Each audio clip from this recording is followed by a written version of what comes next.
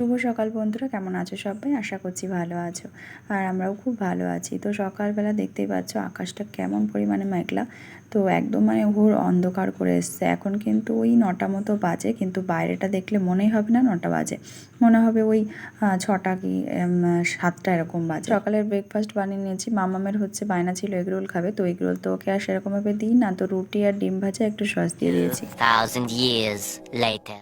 তো স্নান টান সেরে পুজো দিয়েছি, তারপর ব্রেকফাস্ট করে এখন যাচ্ছি রান্নাঘরে। তো চলো ফ্রিজ থেকে সবজিগুলো নামিয়ে নিচ্ছি, এখন এগুলো একেবারে কেটে টেটে তারপর রেডি করব। তো ওদিকে দেখো সবজিগুলো কাটা ধোয়া কমপ্লিট।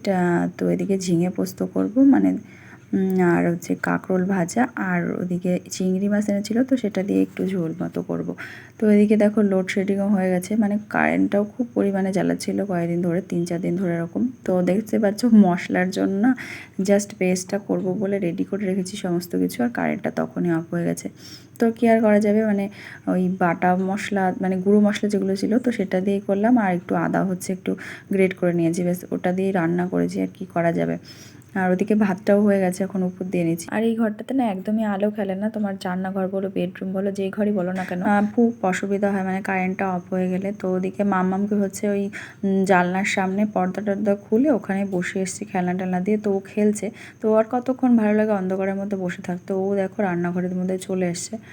আর বাইরেটা প্রচণ্ড পরিমাণে মেঘলা, জাস্ট একটু হাওয়া দিচ্ছে, তো সেই জন্য জামা কাপড়গুলো একটু উল্টে দিলাম যাতে শুকিয়ে যায়, কারণ কারেন্ট তো নেই, ফ্যানও চলবে না। তো সেই কারণে জামা কাপড়গুলো কেমন একটা ভ্যাপসা গন্ধ হয়ে যায় বর্ষার মধ্যে, দেখবে খুব বিচ্ছিরি, কমফোর্ট দেওয়া হলেও কেমন একটা বিচ্ছিরি গন্ধ হয়ে যায়।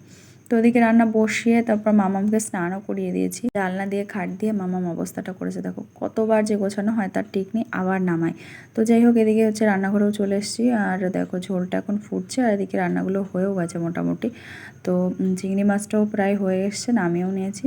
আর এখন দুপুরের খাওয়া দাওয়া করে নিয়েছি, হচ্ছে ফল নিয়ে বসেছি। মামামকে একটু লেবুর জুস দিলাম, আর আমরা হচ্ছে শশা কেটে বসেছি। আর এদিকে দেখো জামাকাপড় তো কিছুই শুকায়নি 2 দিন ধরে, তো আর একটা এক্সট্রা দড়ি টাঙাতে বললাম তুষারকে, তো সেটাই টাঙিয়ে দিয়েছে। এখন পুরো ঘর ভর্তি জামা কাপড়।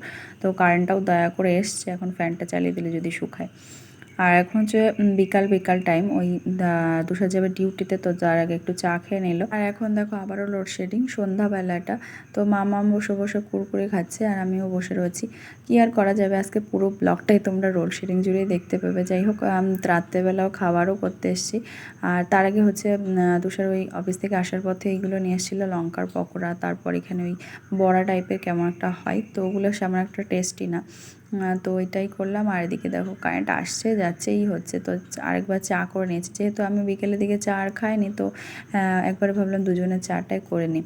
চাটা খেয়ে এখন চলে এসেছি রাতের খাবারটা করতে। ওই রুটি করব, আর হচ্ছে দুপুরের তরকারি যেগুলো আছে সেগুলোই, আর তরকারি আর এক্সট্রা করে বানাতে হবে না আর কি। তো চলো, আজকের ব্লগটা কেমন লাগলো অবশ্যই কমেন্ট করে জানাতে ভুলো না। আজকের ব্লগটা অবশ্যই অনেক ছোট হয়ে গেছে, তো চেষ্টা করবো একটু বড় ব্লগ দেওয়ার, আর অনেক দিন পরে এই ব্লগটা দেওয়া হচ্ছে, সেরকমভাবে টাইম হচ্ছে না, তো তার জন্য। তো চলো, আজকের ব্লগটা কেমন লাগলো অবশ্যই কমেন্ট করে জানাতে ভুলো না। যদি ভালো লাগে একটা লাইক কমেন্ট করো, আর ফেসবুক থেকে ভিডিওটা দেখে থাকলে অবশ্যই পেজটাকে ফলো করো। আজকের মধ্যে এখানে টাটা।